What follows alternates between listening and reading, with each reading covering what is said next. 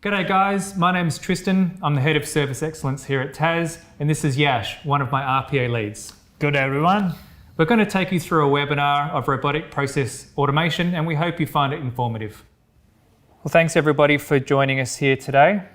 We're going to take you through a demonstration of the TAS robotic process automation. Before we get into the demonstration, we're going to ground you in some of our framework, and we're going to take you through some of the why.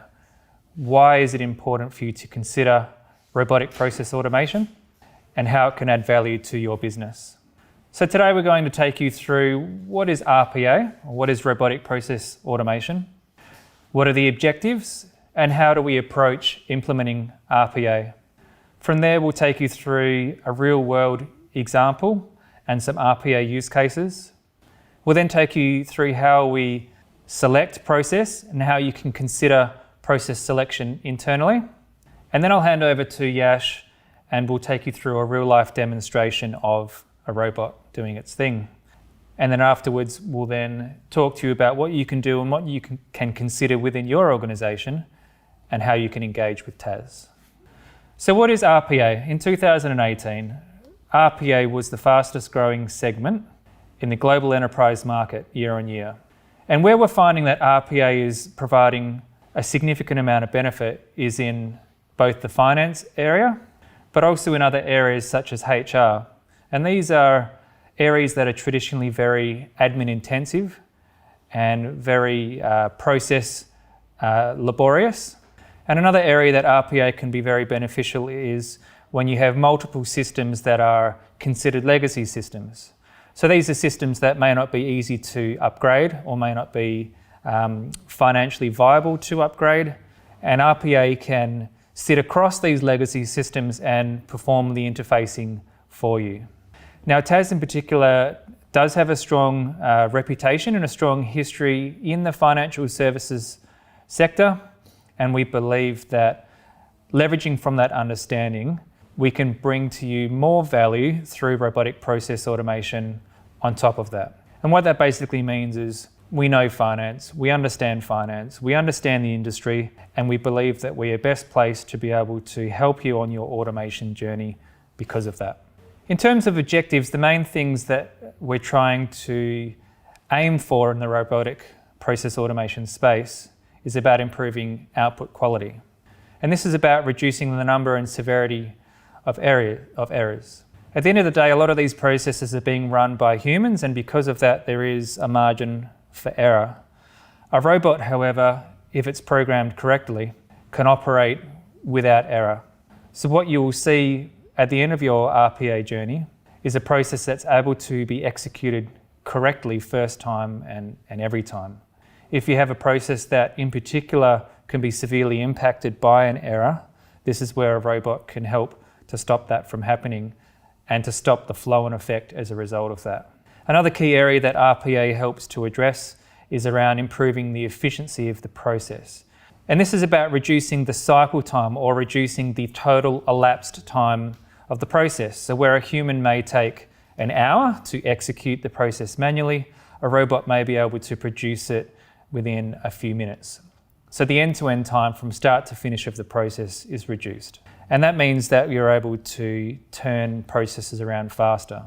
Another really key important aspect of improving efficiency is not just automating everything, because it may not make sense to automate every step, but there will be times when it makes sense to eliminate actions and activities within the process. And that's one of the key discussion points that we would have with you and would be asking, do you still need to execute this step? Is it still required? Is it still adding value? And if not, let's remove it from the process so that we don't unnecessarily spend time automating something that's no longer required. The flow-on effect from those two is then around reducing costs. So because we've streamlined the process, because we've sped up the process, and because we've eliminated qualitative issues with the process, we're then able to reduce the costs, both in terms of executing the process, but also in terms of the impact that would happen if the process were to have a quality issue. The other important aspect about RPA is helping to provide you with visibility of those costs. And even if you weren't to go through the whole RPA journey, working with TAS at the beginning to define your process and to put in place effort estimates and understanding where some of your bottlenecks are, that activity alone is powerful because it will give you visibility of where your costs are as far as the process is concerned. So to give you an example, what we would do is we would have a look at your process and we would do some very simple lean analysis where we would measure how long a process will take, how much effort is applied to each step, how long are people waiting and being idle as they wait for a system to perform a certain transaction. We would then bring that visibility of cost to you so that you can understand the return on investment of automating versus remaining and having the activity done manually. Probably a more powerful aspect of RPA, although often less tangible and harder to measure, it's about empowering your process stakeholders. And what we mean by that is we help you to eliminate tedious and repetitive tasks. The net result from there is that your people are then able to focus on more cognitive tasks, more meaningful tasks, more tasks that add value to your organisation, and ideally tasks that would increase the satisfaction of your staff. If you can imagine an operator spending hours a day performing the same repetitive task, that may not return to them the same level of satisfaction as being able to spend more time on driving out improvements or establishing relationships or focusing on much more interesting tasks. So that's really what RPA is trying to deliver there to you and your stakeholders as part of empowerment. And then finally, as alluded to in some earlier commentary, one of the other objectives of RPA is about helping you to improve and understand your knowledge. So at the beginning of the RPA journey, what we will do is we will work with you to document your process and establish a current state. And that will, in and of itself, help you to understand your organisation, how it operates, and it will then empower you to make the right decisions as far as process automation is concerned. So how does TAS help you on this journey? We have a very simple framework, and that simple framework is divided up into 3 key phases. The first phase is about defining what you need. And in the process world, we have a very simple saying: if you start right, you finish right. So what that means is that we work with you to have an initial engagement, and that could just be a phone call or a workshop, whatever is appropriate. From there, we work with you to identify processes. We work with you to assess and analyse those processes. If you don't have any documentation in place, that's okay. We can sit down with you and we can help you pull together that documentation and document the current state. From there, based on all of that information, we will prepare a return on investment type statement so that you can be informed on whether it makes sense to go to automation or not. Once we get through that piece of work, you will then receive some commercial documentation and you can then decide whether you want to continue the RPA journey. From there, once we have defined requirements with you and once we have documented the current state and everybody is agreed on what success looks like, we then work towards the enablement phase. And that's where we take all of that good work, all of that hard work at the beginning, and we apply our framework to build, test, and deploy your RPA solution. As part of build, we have a very clear coding framework or coding standards to make sure that the way that we build the robots is according to best practice and according to industry standard. We then perform our own internal testing, and then we open the testing up out to our customers to perform user acceptance testing. And that's really where you're able to validate that what's being built meets your original requirements and is delivering the original value that has been described in the define phase. Once testing is complete and you've signed off the product, we then follow strict and clear change management principles to deploy your robots and your processes into production. And then there is a period of early life support.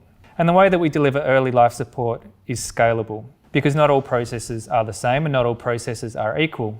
If you have a highly transactional process, one that runs once a day or multiple times a day, we might have early life support over, say, a 4 or 5 day period where we can make sure that the process is executing correctly. If you have a less frequent process, one that might have a transaction, say, once a month, then early life support would look more like watching 3 process execution fully from end to end.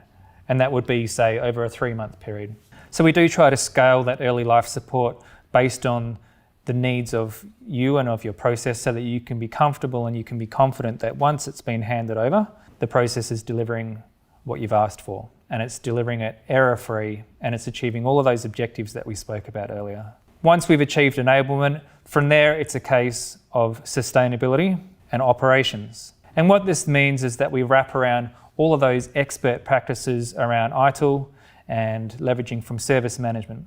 So this means that if the robot were to have an error for some unforeseen reason, then our robots are able to communicate back to our service management technology, and we're able to handle those exceptions. And then we follow our standard escalation processes to work with you to have it addressed. We also work with you as part of continual service improvement to identify any future enhancements. We know that together we won't always be 100% right the first time, and sometimes it's not feasible for it to be 100% right the first time. So what that means is we would work with you to identify further improvements as part of operations. We also provide a self-service portal through our ServiceNow platform, and then that enables you to log further enhancements, but also to track the progress of any incidents or requests. And you can see that we leverage from a number of expert practices underneath each of those phases. And this helps to give you confidence that the way that we are operating are using tried and tested methods that have been proven day in, day out in the industry.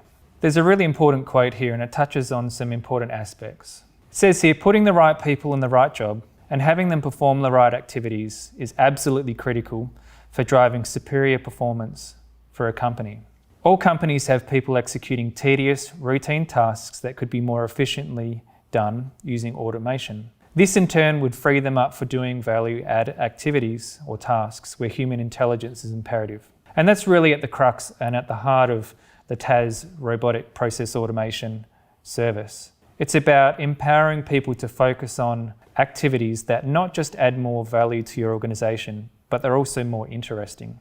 It's about allowing humans to be human, to focus on the things that we do best, going out and establishing relationships, and speaking with people and helping to drive out and identify new improvements, as opposed to having them perform more tedious tasks sitting behind a computer and typing away for hours on end. Take a look at the picture that's in front of you on the screen. And what you're seeing here is you're seeing, from the early 1900s, a policeman who is standing in the middle of an intersection. And you can see here that he is directing traffic using a manual signalling system. As you look at this screen, have a think about what are all the things that could possibly go wrong with the officer standing there, with vehicles probably weighing 1.5 tonne flying by, people on the sidewalk, visibility and light. And without thinking too hard, you could probably identify where and how this process could possibly fail. And when we look at that picture, we can identify just a few aspects quickly that might go wrong. As far as the offer is concerned, he may be fatigued. If he's having to do this for hours on end every day, he can get tired. It's a health hazard having him stand there in the middle of the intersection with all of these cars going by in multiple directions. The activity is laborious, it's monotonous. I imagine it wouldn't be very enjoyable standing there days on end directing traffic. And it's prone to error. If the officer is not facing in the right direction, he may miss a car coming by. Or if he focuses on one side of the intersection for longer than the other, then it could cause build-ups. As far as the traffic is concerned, it's inefficient. There's less visibility when compared to our current system of LEDs that are raised high above cars where everybody can see the lights and everybody knows what's going on. Being able to see the old manual system may be more challenging.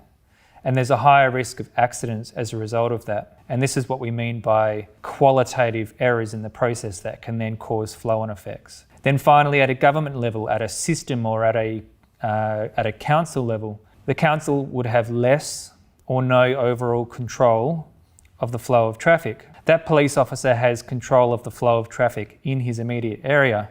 But if you can imagine a CBD like Sydney or New York, these particular places, can you imagine a police officer standing at multiple intersections, there's no, or there would be very little coordination across the CBD, and that means the overall flow of traffic through the CBD is hampered. There's also scalability challenges. Again, if you can imagine all the intersections across all the cities and having a police officer on every single intersection, it's not scalable, it's expensive, and it further increases the risk. And finally, it means that there's less oversight on other forms of crime or traffic offences.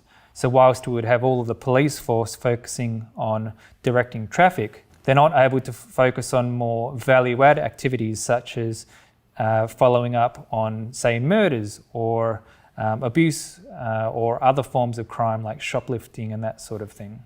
You can see how even in a very basic illustration like that, the automated system that we have today with our LED traffic lights, even a very simple comparison like that, you can see how the automation has added value to the police force. It's added value to the overall flow of traffic, not just in a CBD, but across whole states. And it then means that it adds value at a government and a community level. And that's just a very simple illustration of how automation can empower you as a business. So as mentioned, it's about removing manual, repetitive, laborious tasks, enabling humans to do what we do best, and allowing us to perform cognitive activities. We can be inventive, we can be creative, we can solve problems, building and nurturing relationships, and ultimately feeling a sense of job satisfaction that we're actually contributing in a way that is meaningful for us to the business, but then to the broader community around us. Now, there are a number of ways that RPA can assist, and there are a number of use cases that RPA can be applied to.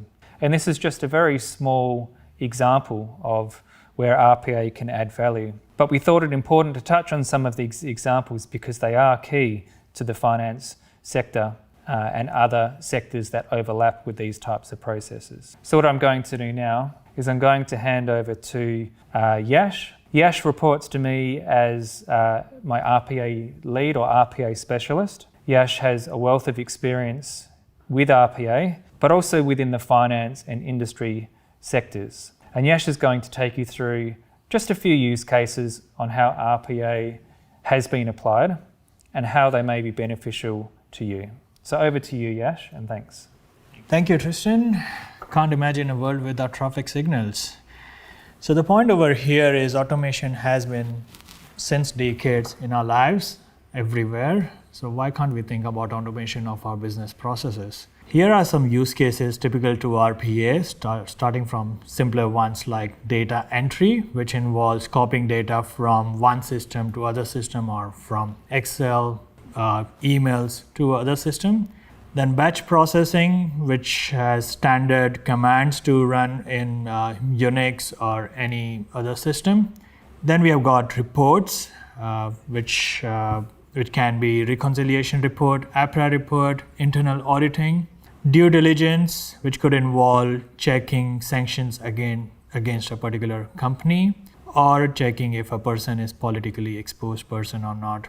This could involve external software like Veda or Equifax reports or even Google search. Gathering data from various sources is another complex, medium complex process you could have. This involves gathering data from, for example, in insurance industry, gathering data from insurance applications, policy information, customer information while an agent is processing claims. Finance processing involves invoices and receipts. So imagine if you have hundreds of receipts and invoices coming from different vendors every single day, and if you have to copy data from those invoices like invoice amount, invoice text, ABN numbers, and all the other details into your finance system. Human resource processes that involves member onboarding or employee onboarding or customer onboarding. So these are the typical RPA use cases, but nevertheless, there are thousands of other use cases. And what I'm gonna do is I'll deep dive into one such use case where I was involved in my previous company. And this is called a daily APRA report, we'll just read out a problem statement. We'll go through the approach that our RPA team followed, and we'll also cover some benefits that were realized. So the issue over there was there was a finance department employee who used to send out consolidated to APRA every single day. He had to send out that report every single day before 1 p.m. And it used to take about 2.5 hours every morning to do such repetitive and manual work. This involved consolidating data from 2 different finance systems, running macros in Excel and Access, and if I can remember, there were about 15 or 16 macros, waiting for other team to finish their tasks, collecting data and drafting emails, and again sending out report to APRA. So naturally, if you imagine that deadlines were being missed sometimes due to various reasons, waiting for other team or undefined errors, which had potential financial and reputation implication for the company. And naturally, employee also felt stressed every day. So how we approached this is we didn't jump into RPA solution directly. We analyzed the process, we tried to optimize it and remove any unnecessary step. Then we came to the RPA approach, where we checked the number of steps involved in this whole process, number of system interfaces, and we termed this process as medium complex. Next, the ROI was calculated, and it was projected to start and grow from 5th month onwards after implementation. With the process owner, after that, we held 3 different workshops of 2 hours and conducted the solution. We went through the process, we mapped out the as-is and to-be process, and we defined the whole solution. The automated solution from start to end was implemented and tested within 8 weeks. And after that, this is how the bot would work. Every single day on a scheduled time of 9 a.m., the robot would kick off. It will wait for any input files which were yet to be received by midnight data warehouse jobs or from any other team, after which the robot would perform the similar tasks as the process owner would do previously. For example, running macros or collecting data and drafting emails. And finally, the robot would consolidate the report and send it out to process owner. The process owner would check that for its correctness and send it out to APRA. Now, if you would have already imagined how the number of benefits that were realized by this RPA approach. So on the right hand side, there are some benefits which were captured in first 3 months. So in first 3 months, there were 0 deadlines missed. 97 out of 100 times the process ran successfully, and only 3 times where there were exception scenarios, the robot was able to capture the screenshot, the error message, and send it to the process owner for further processing. Overall, the process ran 20% faster, and wherever there were issues, they were faster to remediate. Now, naturally, the employee didn't have to stress about deadlines anymore, and the saved hours where employee used to work on this report every single day for 2 hours. He is now involved in more cognitive tasks and other projects where his decision making and strategies as well as past knowledge is required. So like this, as I said, there are thousands of other use cases, but the success lies in selecting the correct process and correct use case. So Tristan will go through some of the whys and hows of process selection for RPA. Thanks, Yash. And I'm sure some of you listening to this who have some experience in the finance sector would be really resonating with that example that Yash took us through. And as Yash mentioned, there will be thousands of scenarios, thousands of processes that are potential candidates for automation. However, not all processes are made equal, and not all processes require automation. And it's important for us that as we work with you, that we take you through our process selection criteria, because it doesn't make sense for you to invest all of that time, and all of that money if there's not going to be a return on investment for you.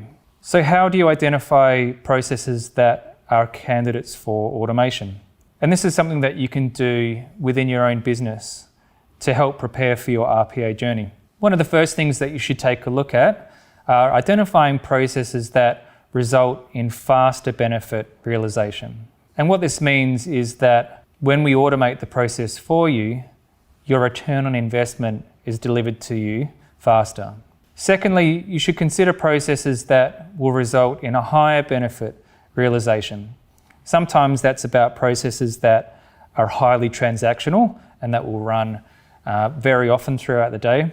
Sometimes it may be about more complex processes, and while they may be not as transactional, the amount of effort that is applied to those activities could potentially be more expensive for your organisation, and it makes sense to automate those first. You should consider processes that will result in lower failure rates, and what this means is we're putting in place a robot will assist you in lowering those failure rates so that the chances of subsequent flow-on effects from a process failing are reduced. It's important that you consider processes that also have manageable risks. And what that also means is that it's important that you identify processes that, if they were to go wrong, the flow-on effect may be smaller in some cases compared to other processes. And it's important to start with some of those lower risk processes first. And the reason why we recommend that, and that doesn't mean that automation is not suitable for higher risk processes, but we recommend starting with these types of processes because they will then build confidence within your organisation. If you're able to identify processes that have fast ROI, high ROI, and that will result in lower failure rates and are also low risk, this means that we can help you automate faster, but also help you to build confidence within your organisation that robotics is something that is achievable and that adds value. And as part of that journey, we would encourage you to identify RPA champions, people who can work within your organisation to help identify these processes, but also help to communicate the value of what's being achieved and why RPA is important for your business. So how do we go about this process selection? We have a few simple questions that you can take a look at internally perhaps as part of your business meetings. If you have daily stand-ups, you could inject it into those meetings to talk about this. The first thing that you should consider is the process rule-based. What this means is the process repeatable? Day in, day out, it's exactly the same steps, it's triggered at the same time of day or similar time of day perhaps. It has the same inputs, the same outputs, and it requires minimum human intervention. What this means is it requires minimum decision making where the robot can simply execute from start to finish as fast as it can go. The other aspect to consider when choosing an RPA process is whether it's digital or not digital, because this then affects the complexity of the automation process. For example, you might want to consider processes that are completely digital. So this might mean, for example, an online system where a customer fills in an online form and then passes that digital information to the robot. And this is generally considered less complex than with dealing with, say, processes that are triggered using a paper-based system. And whilst it's definitely possible to automate a paper-based system with the right scanning and input tools, inherently digital processes are less complex, and they would fit the bill for a process that would have faster benefit realization and higher benefit realization. Another area to consider is the frequency and how repetitive the process is. So it's about process volume. A process that runs, say, 100 times a day may be best served to be automated compared to a process that perhaps only runs once a year. So you would need to consider those types of things when identifying a process. And finally, another key area for you to consider is how stable your process is and how standard your process is. If you have a process that is constantly changing, if you have a process that is potentially changing within the next 6 to 12 months, it may not make sense to automate that particular process. And we wouldn't necessarily recommend that because it's not in your best interest to invest your resources to automate that. So we would help you working through this selection criteria to make sure that you are choosing the right processes that make sense to you. So what we're going to do now is I'm going to hand back to Yash, and Yash is now going to take you through a real-life demonstration of a robot. Now I like to call this demonstration Beat the Bot. However, I do like how Yash phrases this as manual manager versus empowered employee. So what are you going to take us through today, Yash? How is this demonstration going to work? And I will remind you as your manager, sorry, to be gentle. All right, so as you said, it is gonna be manual process for you. Okay. And it is gonna be automated process for me. So that's why I like to call it as manual manager versus empowered employee. So what I've done is I've charted out a process. So this is a very simplistic process involving 5 ABN numbers. You need to read those 5 ABN numbers. Okay. Go to the government ABN website, Alright. go through each, copy each ABN number and search that onto government website. Copy details like name, status, and registered location Okay. onto an Excel sheet and send out an email either to myself or you. So I think I can handle that. It doesn't sound like the most interesting or Yes, fun yes. task, but if I can just summarize, just to make sure that I understand correctly, you want me to basically find the details for 5 ABN numbers Yes. on the government ABN website. Yeah. You want me to put those details into Excel, Yeah. and then we're going to simulate emailing that onto someone such as a manager or a different department. Does Yeah. that sound about right? Absolutely. Okay. So I want to see how much time you take and how Okay. much time this bot process that I've created takes. So I think I can handle that. It doesn't sound too laborious, although I must admit if I had to do that 1,000 times, I'd probably get sick of it pretty quick, but let's give it a go. I think so. All right. Thanks. Let's begin. All right, so what I've got is the UiPath Studio software, which allows you to make automation processes. So if I scroll down, these are the different components used to make the whole ABN processes, which I briefly talked about.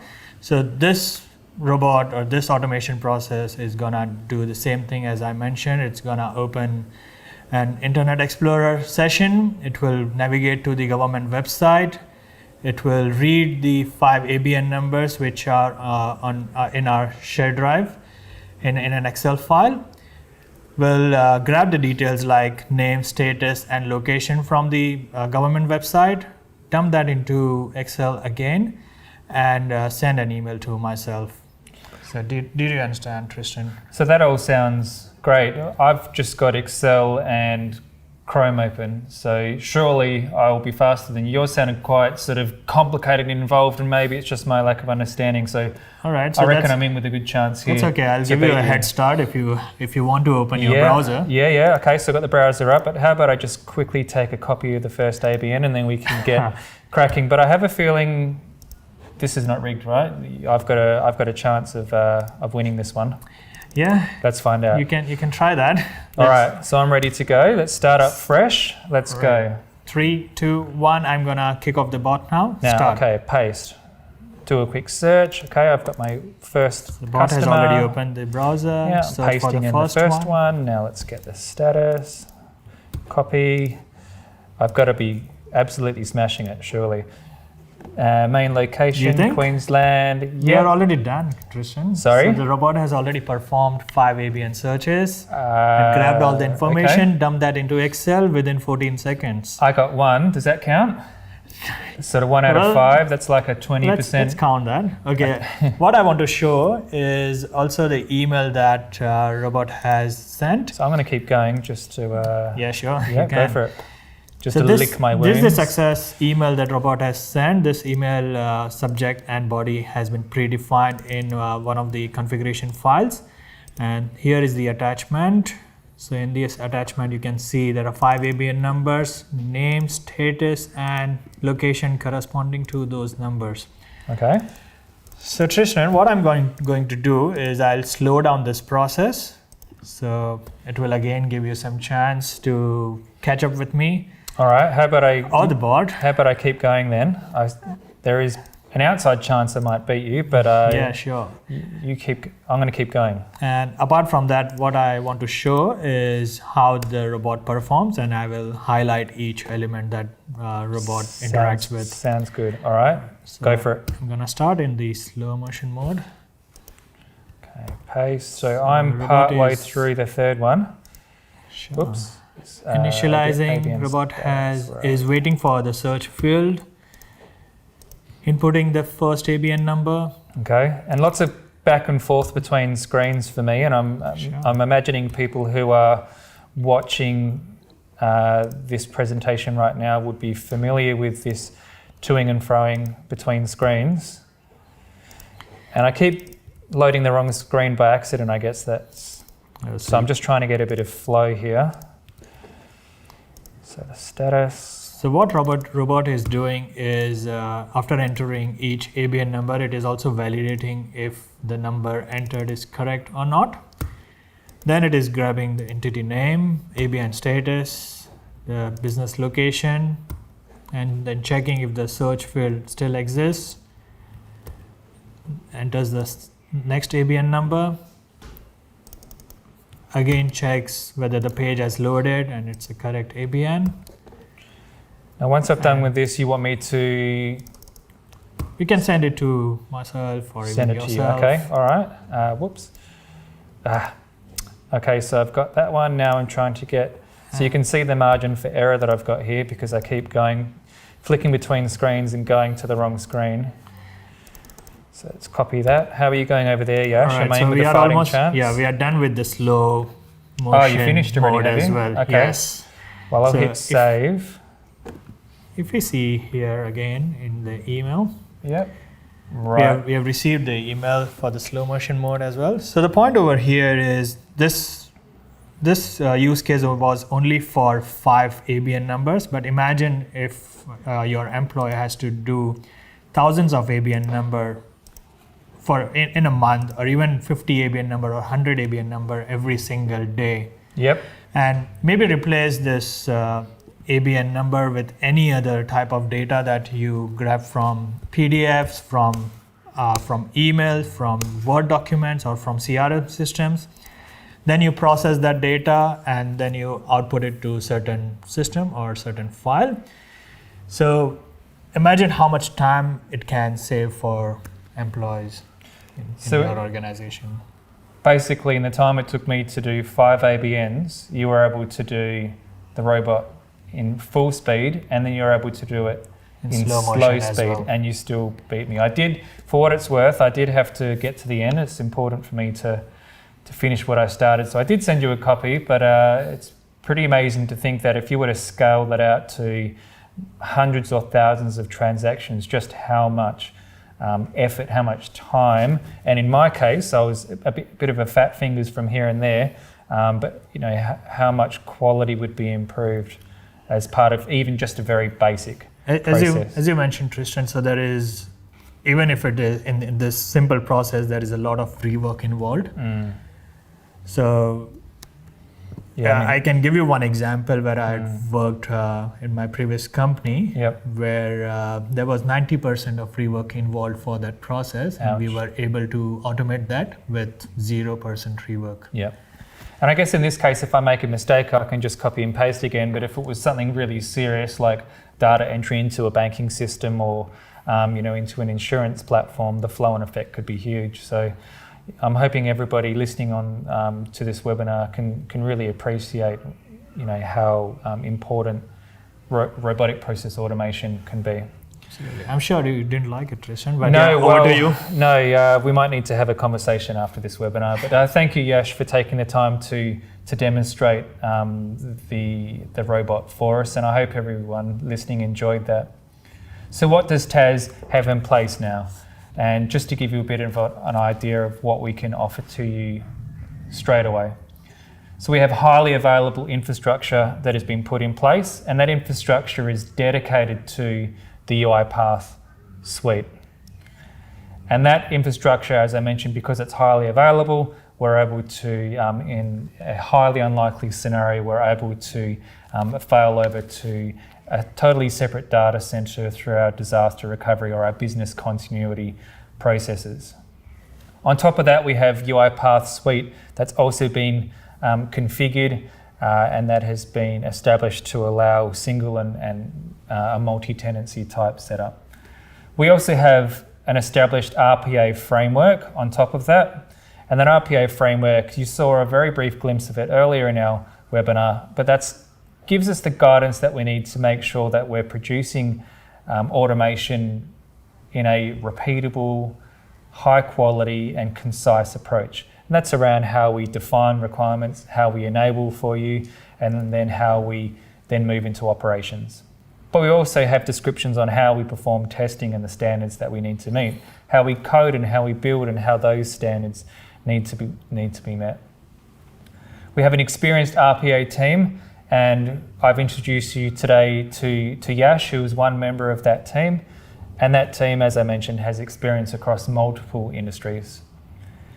We have an end-to-end RPA service offering, and what that basically means is because we are owning the infrastructure for you, and because we are owning the UiPath Suite for you, we will handle the maintenance of that infrastructure, everything from patching through to monitoring, through to license management and license handling of UiPath Suite, but also the vendor management stage. So we work with UiPath to make sure that UiPath is always up to date, always has the latest and greatest features. So that end-to-end service offering really very much is about you just bring your ideas to us, we will automate it for you, and then we will take care of it for you. So it's our accountability to make sure that that service is delivered for you. You will then see the outputs of your processes, and we can also wrap around some reporting so that you can see how successful we are in delivering that for you. So that's the key end-to-end RPA service offering that we can provide. Now, of course, if you wanted to bring your own RPA configuration, we can then work with you to provide managed infrastructure as a service. And that basically means that we would put in place similar infrastructure setups, and then you would put on top your own UiPath or similar configuration. But we do recommend the end-to-end RPA service offering because we are able to handle things for you from the beginning of the process all the way through to the end of the process. And we have a very simple consumption-based approach to how we price that, and it's about you as the customer paying for the time that the robots are used. So we try to make sure that it's fair and reasonable in that regards, so that you're only covering the cost of the utilization of the robot. We do have demonstrated success in a number of areas with run sheet automation. We also internally automate a lot of reporting processes, and we're now working with our other internal teams such as finance to have a look at other areas that they may wish to automate. And we're working with a number of customers on processes that would definitely be reusable across the industry. And where we learn and where we grow one type of process, it then becomes easier and faster to offer that same process automation to our other customers. So what we recommend from here is discuss within your business any processes that may be automated. And you can rewind this webinar back a few minutes and you can have a look at the process selection criteria. But basically think about those high volume, highly transactional processes that could be faster and easier to automate. That they will be your low-hanging fruit or your real bang for buck. If you're not sure how to define those processes, just reach out to us. Reach out to Jim Williscroft, who works in our pre-sales department. Jim can put you in touch with us and we can sit down with you and we can work with you to not only identify those processes, but workshop those processes. As I said earlier, if you don't have documentation in place today, that's okay. We can help you to put that in place. Otherwise, if you have a pretty good understanding of the processes that you want to automate and you have even rudimentary process, something as simple as a checklist or bullet points, you can log on to the service portal. You can go to request services and click on the process improvement category, and you can fill in our robotic process automation catalog item. And in there, that catalog item will ask you some of those questions before, such as how often does the process run and how much time do you spend delivering each process. Now, if you're listening to this and you don't have access to our service portal, that's fine. Jump into tas.business, that's TAS.business, and on that website, you can jump into our robotic process automation page, and you can fill in a very quick form there, and that will go through to our team, and they will reach out to you and talk about how we can help you on your RPA journey. But at the end of the day, when in doubt, or if you're unsure, just reach out to us and we will work with you to identify, to assess, and to prioritise your process improvements. Thanks everybody for watching our webinar on robotic process automation. We hope you found it informative. If you'd like to find out more, just navigate to tas.business. Thank you. Thank you.